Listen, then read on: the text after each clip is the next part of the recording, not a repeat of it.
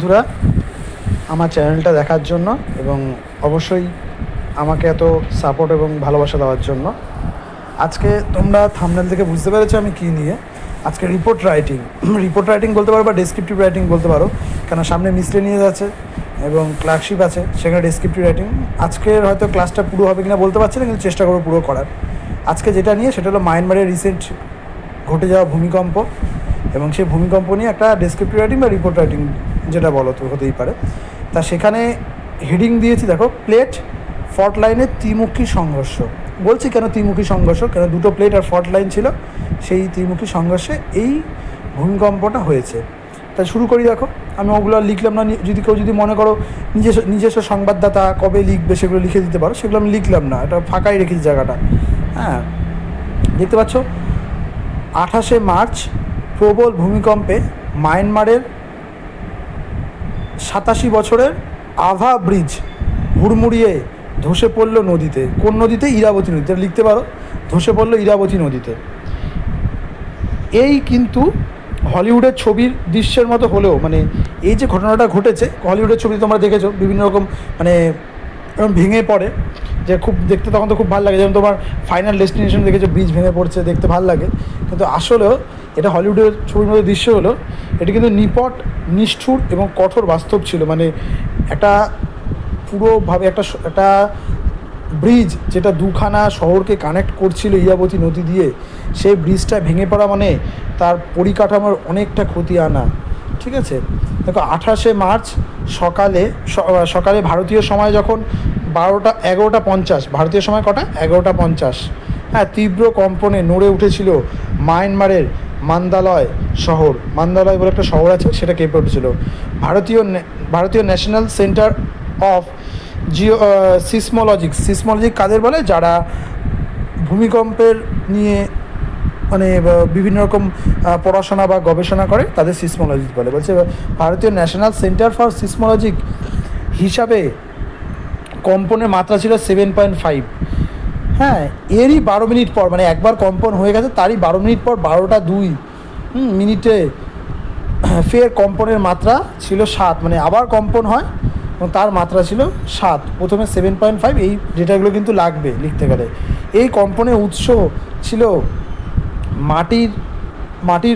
মাটি থেকে প্রায়, এটা মাটি থেকে প্রায় 10 কিলোমিটার গভীরে।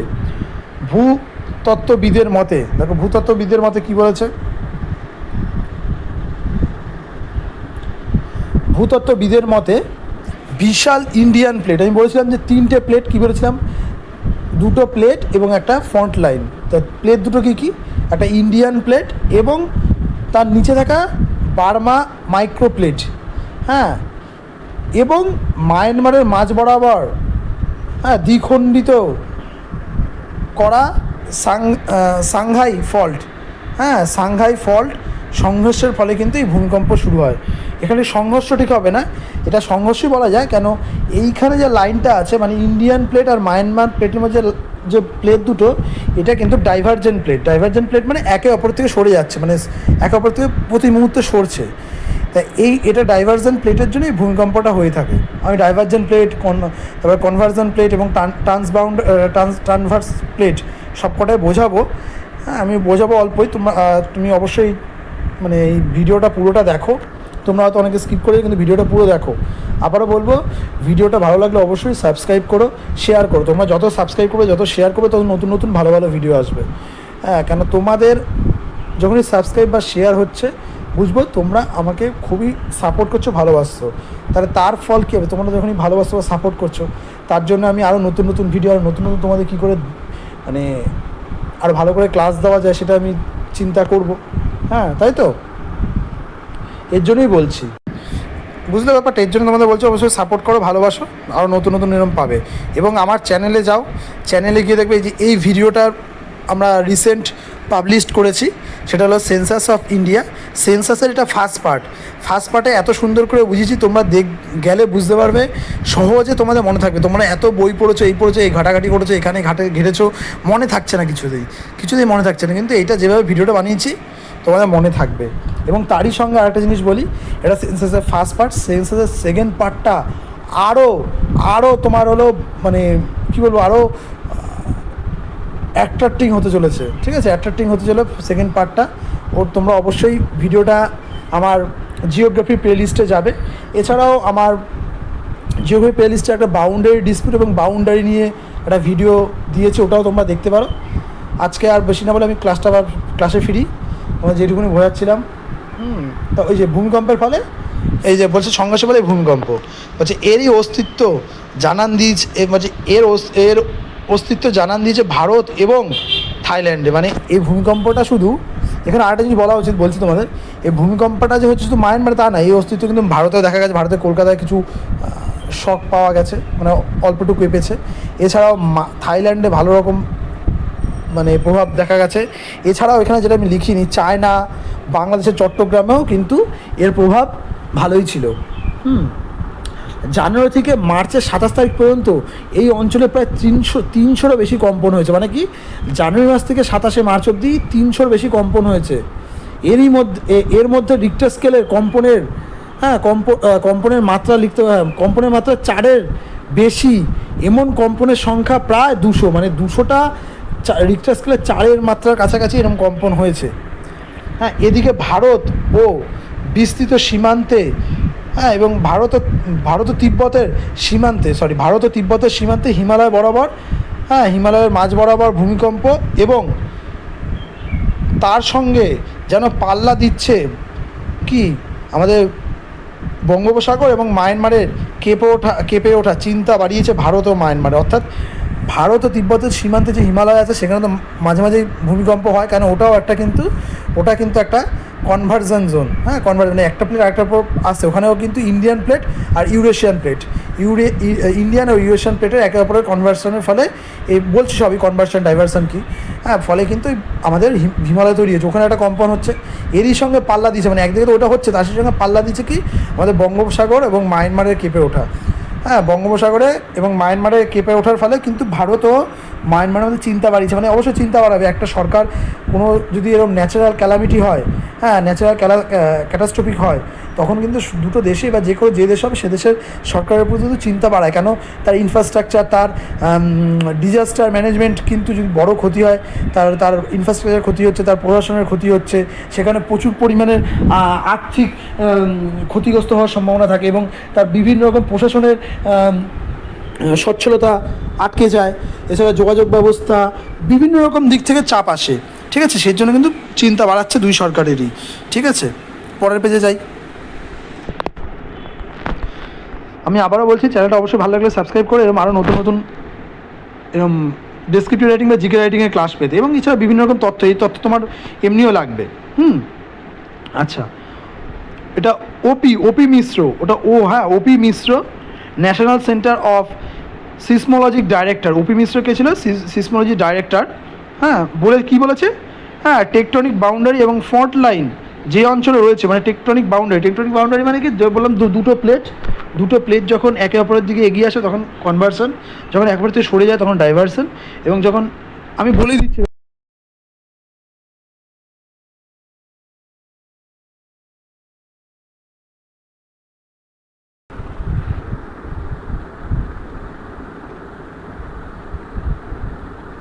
দেখো একটু টেকনিক্যাল প্রবলেম হয়েছিল।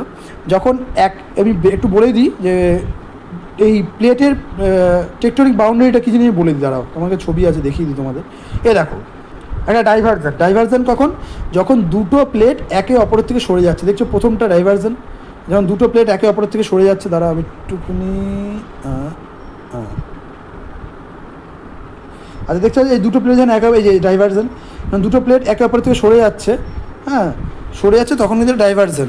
এবং এখানে কিন্তু দেখো একে অপর থেকে সরে যাচ্ছে, এবং এইটাকে বলে কনস্ট্রাকটিভ বাউন্ডারি বলে। কেন, দুটো প্লেট যখন এপর থেকে সরে যাচ্ছে তখন এখান থেকে লাভা বেরিয়ে এসে বিভিন্ন রকম ভূমি কনস্ট্রাকশন করবে, বা যেসব মানে ভূমিরূপ কনস্ট্রাকশন করবে তাই কনস্ট্রাকটিভ বাউন্ডারি বলে। এইটাই কিন্তু আমাদের এই মায়ানমারের ভূমিকম্পের মেন কারণ, আর ডাইভার্জন কি, এইটা কিন্তু আমাদের হিমালয় আছে ডাইভার্জন, মানে একটা হলো ইন্ডিয়ান প্লেট, একটা হলো ইউরেশিয়ান প্লেট। এই ইন্ডিয়ান ইউরেশিয়ান প্লেট একে অপরের নিচে যাচ্ছে বলে ডাইভার্জন, এবং ঠিক আছে, ডাইভার্জন প্লেটের জন্য কিন্তু হিমালয় তৈরি হচ্ছে, এটা ডাইভার্জন প্লেট বলে। এটা হলো ডেস্ট্রাকটিভ বাউন্ডারি বা ডেস্ট্রাকটিভ মানে স্ট্রাকচার তৈরি করে, ডিস্ট্রাকটিভ মানে ধ্বংসাত্মক স্ট্রাকচার তৈরি করে। এবং আর একটা দেখছো দুটো প্লেট একে অপরের দিকে এরম করে বেঁকছে, একটা এদিকে যাচ্ছে একটা এদিকে যাচ্ছে। হ্যাঁ, এইটা কিন্তু ট্রান্সফর্ম প্লেট টেকটনিক বলতে পারো। এখানে কিন্তু সেইভাবে কোনো মেজর এফেক্ট পড়ে না, সেভাবে কোনো মানে ল্যাটারাল স্লাইডিং হয়, ল্যাটারাল মানে পার্শ্ববর্তী প্যারালাল স্লাইডিং হয়, এখানে সেমন করে এফেক্ট পড়ে না। মেন এই দুটোই কিন্তু ভূমিকম্পের জন্য কারণ হয়ে দাঁড়ায়, ঠিক আছে, বুঝতে পারলে? এবং এই পরে আবার আগের সাইডে ফিরে যায়, যেটা বোঝাচ্ছিলাম তোমাদের। এই যে 1 মিনিট দেখো, এই যে ওপি মিশ্রা কী বলেছে যে এইখানে এরম টেকটনিক বাউন্ডারি আছে আমাদের মায়ানমার আর হলো ভারতের মধ্যে টেকটনিক বাউন্ডারি আছে, এবং ফল্ট লাইন মায়ানমারের মাঝখান থেকে ফল্ট লাইন গেছে সাংহাই, যেটা সাংহাই ফল্ট লাইন। এই যে অঞ্চলে এটা রয়েছে সেই অঞ্চলে কিন্তু সেই অঞ্চল কিন্তু ভূতত্ত্বভাবে অস্থির হতে বাধ্য, মানে ভূতত্ত্বগতভাবে অস্থির হতে বাধ্য। কেন অস্থির হতে বাধ্য? যখন দুটো প্লেট একে অপর থেকে সরে যাচ্ছে সেখানে তো অস্থির হবেই, মানে সেখান থেকে লাভা বেরিয়ে যাওয়া, দুটো প্লেট যখন একে অপরের দিকে আসছে তখন একটা প্লেট নিচে চলে যাচ্ছে, তো ওখানে তো কম্পন হবে, এই জন্য বলছে অস্থির হওয়া বাধ্য। হিমালয় রয়েছে ইন্ডিয়ান প্লেট ও ইউরেশিয়ান প্লেট, একটু আগে বললাম হিমালয় হচ্ছে ইন্ডিয়ান প্লেট, ইউরেশিয়ান প্লেট সংযোগস্থল। অন্যদিকে ইন্ডিয়ান প্লেট ও বার্মা মাইক্রোপ্লেটের সংযোগস্থলের ওপর মায়ানমার, মানে একদিকে হলো আমাদের বললো যে হিমালয় পর্বতটা কেন এত অস্থির বা কেন এত ভূমিকম্প দেখা যায় ওখানে কিন্তু ইন্ডিয়ান প্লেট আর ইউরেশিয়ান প্লেট আছে। আর আমাদের মায়ানমারটা কী হয়েছে, ইন্ডিয়ান প্লেট আর ওটা বার্মা মাইক্রোপ্লেটের ওপর আছে, তার জন্য কিন্তু এই অঞ্চলটা এত ভূমিকম্প হয়, ঠিক আছে। সাংহাই ফল্ট লাইন, মান্দার, ইয়ামিনাথ এবং রাজধানী ন্যাপিত, এবং টুঙ্গু এবং পেঙ্গুর মতো জনবহুল অঞ্চলগুলি নিচেই রয়েছে এই সাংহাই যে ফল্ট লাইনটা আছে, ঠিক আছে। এই কটা মেন শহর এবং তাদের রাজধানী নেপিতের মানে নিচেই এই ফল্ট লাইনটা গেছে, এর জন্য কিন্তু এত মানে ক্ষয়ক্ষতি হয়েছে। এবং দেখো বলেছে আফটার শকের সতর্কতা থাকলে, বা একটা ভূমিকম্প হয়ে যাওয়ার পর আফটার শক মানে এরপরে আবার কাঁপতে পারে, আবার একটা ভূমিকম্প হতে পারে, এর বলে আফটার শকের সতর্কতা থাকলেও, কী বলেছে দেখো, আফটার শকের সতর্কতা থাকলেও বলছে সুনামির সতর্কতা জারি হয়নি। মানে যেহেতু মায়ানমারটা কিন্তু পুরো আমাদের বঙ্গোপসাগরের আশেই বা ভারত মহাসাগরের আশেপাশেই, তাই বলছে যে সুনামি যদি সতর্কতা থাকেও, মেন কথা বঙ্গোপসাগরের পাশেই একদম মায়ানমার, তার কিন্তু সুনামির কিন্তু এখন সতর্কতা জারি হয়নি। তবে মায়ানমারের সামরিক সরকার কেন বলছে, ওখানে কিন্তু সামরিক ব্যবস্থা মানে ওখানে মিলিটারি কিন্তু সরকারটা চালায়।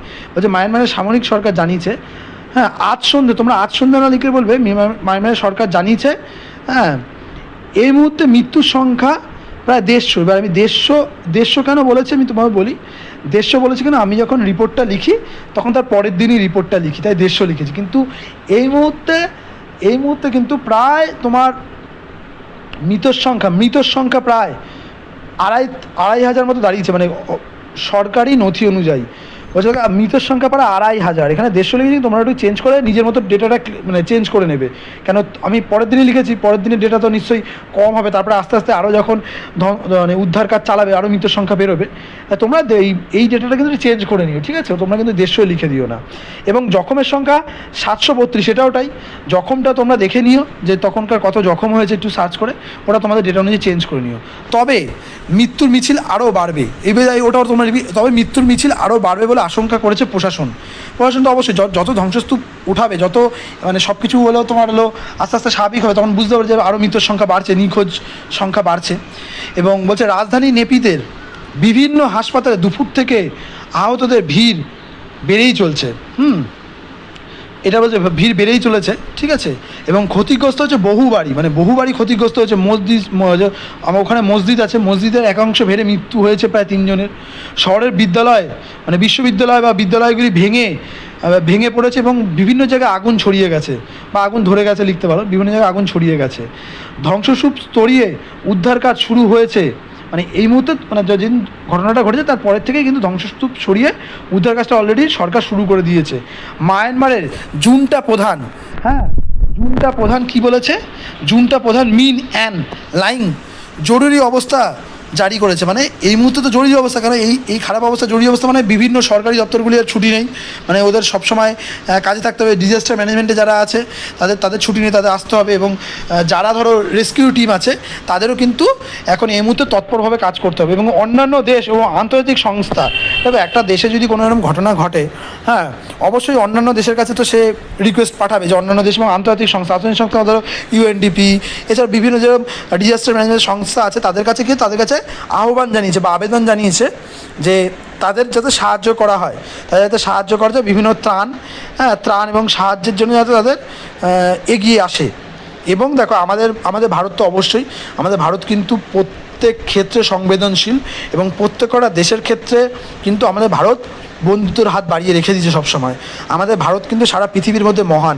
কোনো দেশকে এখনও পর্যন্ত ট্র্যাক রেকর্ড নেই ভারতের যে তাকে আক্রমণ করেছে বা তাকে বিভিন্নভাবে মানে একঘরে করে দিয়ে তাকে বিভিন্ন রকম চাপ সৃষ্টি করেছে। ভারত সবসময় সব দেশের সঙ্গে বন্ধুত্বপূর্ণ। যে শ্রীলঙ্কা ভারতকে এত তুচ্ছ-তাচ্ছিল্য করেছে, সে শ্রীলঙ্কাকে কিন্তু প্রচুর টাকা দিয়ে, শ্রীলঙ্কা তো দেউলিয়া হয়ে গেছিলো চীনের জন্য, সেটাকে কিন্তু রক্ষা করেছে।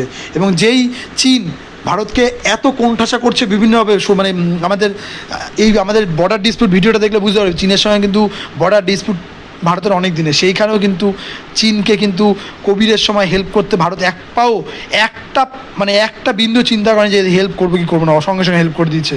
এবং বিভিন্ন দেশ, এবং পাকিস্তানও ভারত কিন্তু মানে এই মুহূর্তে পাকিস্তানও ভারত প্রচুর হেল্প করে। পাকিস্তানের সঙ্গে 1960 সালে যে আমাদের সিন্ধু চুক্তি হয়, হ্যাঁ, যে সিন্ধু চুক্তিতে যেটা হয়েছিল যে ভাই তিনটে জল আমরা ইউজ করি, তিনটে জল ওরা ইউজ করে, হ্যাঁ, সেখানে কিন্তু ভারত চাইলেই কিন্তু তাদের কোণঠাসা করতে পারতো, কিন্তু ভারত কখনোই করেনি। তাই ভারত সবার জন্য বন্ধুত্বপূর্ণ, সেরকমভাবে মায়ানমারের প্রতি কিন্তু বন্ধুত্বপূর্ণ। এবং আমাদের প্রধানমন্ত্রী নরেন্দ্র মোদী আজ না লিখে বলে নরেন্দ্র মোদী এক্স হ্যান্ডেলে, এখন টুইটারটা চেঞ্জ করে এক্স হ্যান্ডেল হয়ে গেছে। এক্স হ্যান্ডেলে কী করেছে, মায়ানমারকে আশ্বাস দিয়েছে সব রকম সাহায্য আশ্বাস দিয়েছে, আমরা পাশে আছি, তোমরা চিন্তা করো না। এবং তোমরা এর সঙ্গে আরও কিছু লিখতে পারো, যে পয়েন্টগুলো আমি পুরোপুরি তুলে উঠতে পারিনি, কারণ এইটুকুনি সময়ের মধ্যে ধরো একটা তো ওয়ার্ড লিমিট থাকে, ওয়ার্ড লিমিটটা যদি এক্সিস হয়ে যায় তোমাদেরও অসুবিধা। অর্থাৎ তোমরা সেখানে আমি যদি লিখিনি, এই ভূমিকম্পের প্রভাব কিন্তু থাইল্যান্ডে দেখা গেছে, এবং থাইল্যান্ডে বহুতল নির্মাণ কার্য এই মুহূর্তে বন্ধ রয়েছে। এবং থাইল্যান্ডে একটা ভিডিও ভাইরাল হয়েছে, এটা লিখতে হবে, থাইল্যান্ডে একটা সোশ্যাল মিডিয়ায় একটি ভিডিও ভাইরাল হয়েছে যেখানে প্রায় 300 কর্মী একটি বহুতল নির্মাণে কাজ করছিল। সেখানে কিন্তু অনেক কর্মী ওখানে মানে আটকে পড়েছে ভূমিকম্পের ফলে, মানে ওই বিল্ডিংটা ধসে পড়েছে। এবং তোমরা আরও লিখতে পারো যে এছাড়াও মায়ানমারে বহুতল বিল্ডিংগুলি এই ভূমিকম্পের ফলে ধসে পড়েছে। এবং আর একটা তোমরা বলতে পারো, এই মুহূর্তে রাস্তা যোগাযোগ ব্যবস্থার একমাত্র পথ ছিল যোগাযোগ ব্যবস্থার যে মেন যেটা সড়ক পথ, সেই কিন্তু সড়ক পথ প্রায় ছত্রভঙ্গ, এবং সড়ক পথ বিভিন্নভাবে এত বাজেভাবে ভেঙেছে, সেখান থেকে যাতায়াতের ব্যবস্থা তো পুরো বন্ধ হয়ে গেছে। এবং প্রত্যেকটা দেশ কিন্তু মায়ানমারের দিকে হাত বাড়িয়েই রয়েছে। এবং আমরা চাই যে খুব শীঘ্রই মায়ানমার এই যে একটা বাজে সময় বা একটা যে খারাপ সময়ের মধ্যে দিয়ে যাচ্ছে, এটা যাতে খুব তাড়াতাড়ি পার করে আবার স্বাভাবিক অবস্থায় মায়ানমার ফিরে আসে। আমার রিপোর্ট রাইটিংটা এইটুকুনি। আর অবশ্যই লাস্টে বলো, তোমরা কিন্তু ভালো লাগলে অবশ্যই সাবস্ক্রাইব, শেয়ার এবং লাইক করো। তোমার বন্ধুদের শেয়ার করলে তার ভালো লাগে, সে সাবস্ক্রাইব করো। আর তোমরা যত সাপোর্ট করবে তত নতুন নতুন ভিডিও আসবে। তোমাদের কাছে যে সাপোর্ট চাই, এবং তোমরা যত সাবস্ক্রাইব করবে তত, আরে দেখো, যত রিচ হবে, যত ভিডিওটা রিচ হবে তত ভালো, তত আমি নতুন নতুন ভিডিও আনবো। তাই বলছি তোমরা কিন্তু অবশ্যই সাবস্ক্রাইব এবং শেয়ার করো। ওকে, বাই।